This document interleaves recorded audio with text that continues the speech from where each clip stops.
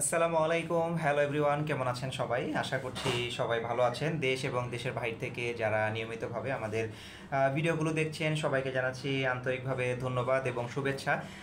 তবে বিনীতভাবে জানাতে চাচ্ছি যে আমাদের ভিডিওগুলো খুব বেশি অনিয়মিত হয়ে যাচ্ছে, ইরেগুলার হয়ে যাচ্ছে। মোটামুটি চেষ্টা করেছিলাম যে নিয়মিতভাবে বা ধারাবাহিকভাবে আপনাদেরকে কোনো ইনফরমেশন বা এগুলো সম্পর্কে আপডেট দেওয়ার, কিন্তু বেশ কিছু কাজে এবং নানা প্রতিকূলতার কারণে দেখা যাচ্ছে যে আপনাদেরকে ভিডিওগুলো সেভাবে দিতে পারিনি বা দিতে পারছি না। তো এরপরেও দেখা যাচ্ছে চেষ্টা করেছি, কারণ মাঝখানে বেশ কিছু স্টুডেন্ট ছিলেন কাজের ফাঁকে।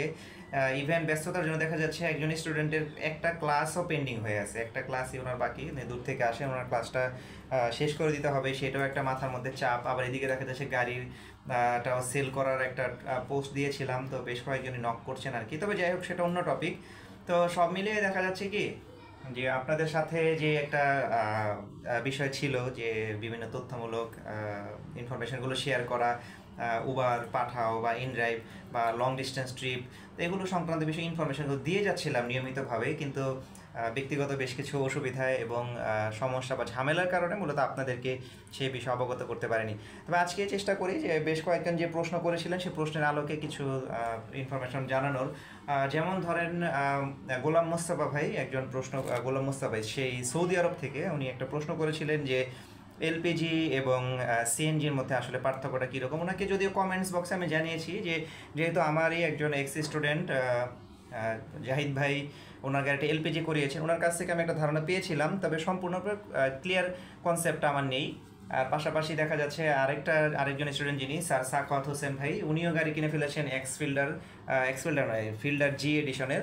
তো ওইটাও এলপিজি করা। এখন এটার আপডেটটা জানতে হলে আমাকে আসলে দুই একটা দিন সময় নিতে হবে, কারণ ওনার গাড়িগুলো আমাদের যেই গ্যারেজ থেকে আমার গাড়িগুলো সার্ভিস করাই সেখানে কাজ করতে দিয়েছেন উনি। আনার পর যেটা হচ্ছে যে প্রি ইন্সপেকশনে কিছু কাজ থাকে না, বেসিক মাস্টার সার্ভিসগুলো, তো এগুলোরই আসলে কাজ করতে দিয়েছে। তো যার ফলে দেখা যায় টেস্ট ড্রাইভে ওইভাবে আমি এখন পর্যন্ত যেতে পারিনি ওনার সাথে।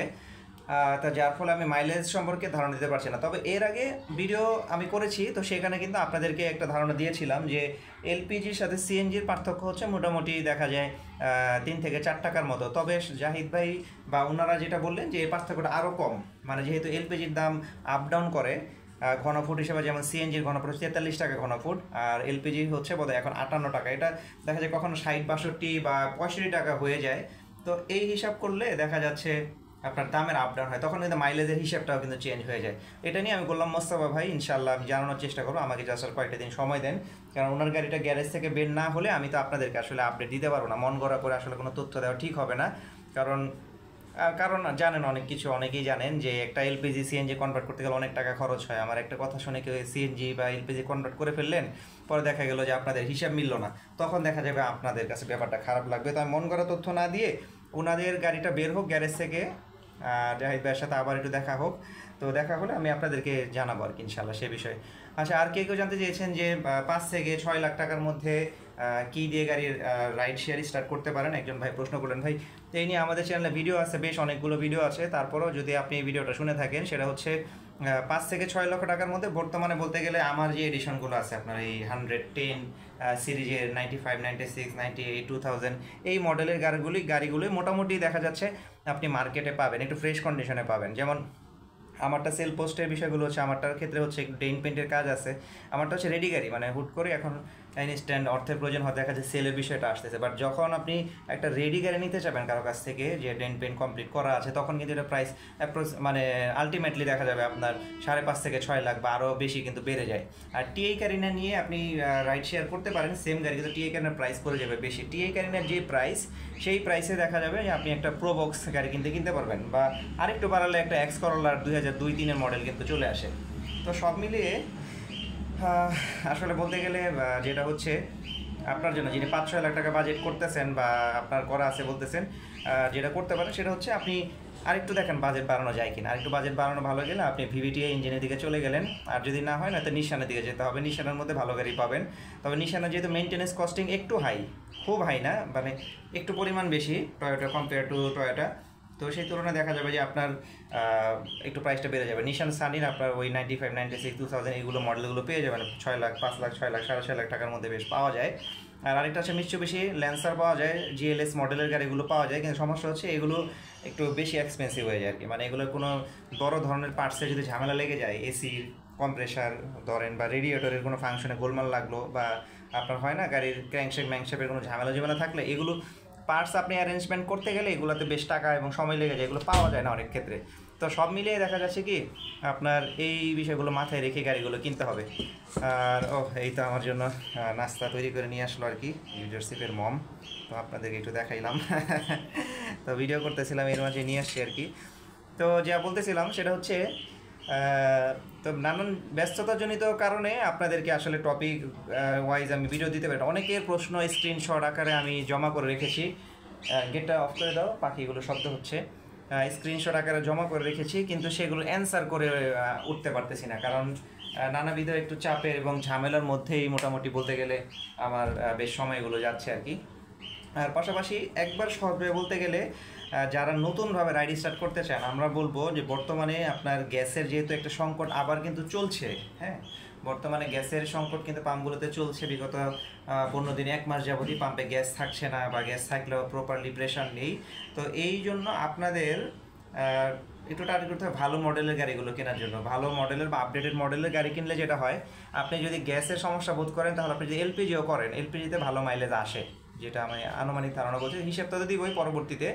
এলপিজিতে মোটামুটি ভালো মাইলেজ আসে, হাইওয়েতে আপনি চালিয়ে বেশ কমফোর্ট ফিল করবেন। তো চেষ্টা করেন যে অন্তত আপনি একটা ভালো আপডেট মডেলের ভিভিটিআই ইঞ্জিনের বা এই ধরনের ইঞ্জিনের গাড়িগুলো কেনার। আর এই জন্য আমাকে প্রশ্ন করেছিলেন যে করোলা অ্যাসিসটা কেনা যায় কিনা। করোলা অ্যাসিসটা কিন্তু বেশ ভালো একটা গাড়ি, তবে প্রাইস একটু বেশি, এগুলো খুব একটা পাওয়া যায় না বাজারে। তো যেই কয়েকটা পাওয়া যায় সেল করে, এগুলো অনেকটা প্রাইস ধরে রাখে। তো এইগুলোর ব্যাপার স্যাপার মিলে আপনাদেরকে আসলে মার্কেটে গাড়ি চয়েস করতে হবে। তো আজকের টপিকগুলোর মধ্যে মিশ্রভাবে আমি অ্যান্সার করার চেষ্টা করছি, তবে আমি এর পরের বার চেষ্টা করবো যে আপনাদের প্রশ্নগুলো আলাদাভাবে আরেকটা জায়গায় আমি সাইড করে রেখে সেই হিসেবে আপনাদেরকে ইনফরমেশনগুলো জানানো। এই জন্য একটু সময় দিতে হবে।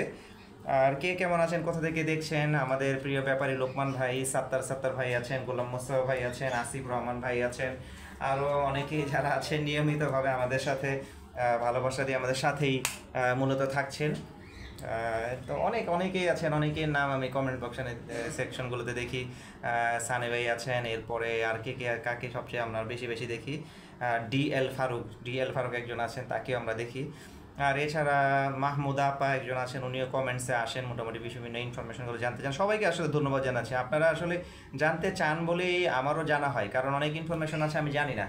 তো এই ইনফরমেশন যখন আপনাদের প্রশ্নগুলো আসে, যখন আমি বলি যে কমেন্টে জানাবো বা পরবর্তীতে জানাবো, তখন এগুলো নিয়ে আমি আবার একটু পড়াশোনা করি। এগুলো নিয়ে পড়াশোনা করে স্টাডি করে তারপর দেখা যাচ্ছে যে আপনাদেরকে আসলে একটা কমপ্লিট একটা ইনফরমেশন দেওয়ার চেষ্টা করি, কারণ ভুলভাল ইনফরমেশন দেওয়া আমি কোনোভাবে এটা সাপোর্ট করি না। তো এই হচ্ছে বিষয়। তারপর অনেক ভুলভ্রান্তি থাকে, তো এই ব্যাপারগুলো আপনারা অবশ্যই ক্ষমাসুন্দর দৃষ্টিতে দেখবেন। আর এই তো হচ্ছে মূল বিষয়। আর নতুন যিনি গাড়ি কিনলেন, আমার যে এক্স স্টুডেন্ট যিনি স্যার সাখাওয়াত হোসেন ভাই, অবশ্যই ওনার জন্য দোয়া করুন। ওনার গাড়িটা মাশাআল্লাহ বেশ চমৎকার হয়েছে। আমি ওনার গাড়িটার প্রাইস এবং কন্ডিশন ডিটেলস ইত্যাদি সবগুলো নিয়ে আপনাদেরকে একটা আপডেট জানানোর চেষ্টা করব। তো আশা করছি আপনারা এই পর্যন্ত ভালো থাকবেন এবং সুন্দর থাকবেন, এবং ড্রাইভিং এক্সপার্ট জুনের চ্যানেলে থাকার জন্য ধন্যবাদ। আর হ্যাঁ, পরিশেষে ভিডিওগুলো যদি ভালো লাগে আপনারা লাইক কমেন্টস অবশ্যই দিয়ে থাকেন, চেষ্টা করবেন যেগুলো শেয়ার করে দেওয়ার। শেয়ার করে দিলে দেখা যাবে যারা নতুন গাড়ি কিনতে চায় বা যাদের অলরেডি গাড়ি আছে কাজে লাগাতে পারছে না, তো ইনকামের ক্ষেত্রে দেখা যাবে এই গাড়িগুলো কোনো না কোনো কাজে লাগাতে পারবে আর কি, বা ব্যবহার করতে পারবে। যেহেতু জীবনযাত্রার ব্যয় বা মান বাংলাদেশে বর্তমানে দিনকে দিন বেড়েই যাচ্ছে, সুতরাং যার এটা ছোট্ট একটা গাড়িও আছে, যার 91 92 এর গাড়িও আছে, সেও যেন কীভাবে এটা দিয়ে 2-4 পয়সা ইনকাম করতে পারে, তো তাদের হেল্পের জন্য আপনারা চেষ্টা করতে পারেন যে ভিডিওগুলো সামাজিক যোগাযোগ মাধ্যমে বিভিন্ন জায়গাগুলো শেয়ার করে দেওয়ার জন্য। আর ভুলভ্রান্তি থাকলে অবশ্যই কারেকশন করবেন, কমেন্ট সেকশনগুলো খোলা আছে, সেখানে জানাবেন, অবশ্যই আমরা সংশোধনের চেষ্টা করবো। তো সবাই ভালো থাকেন, জুম্মা মোবারক, আসসালামু আলাইকুম।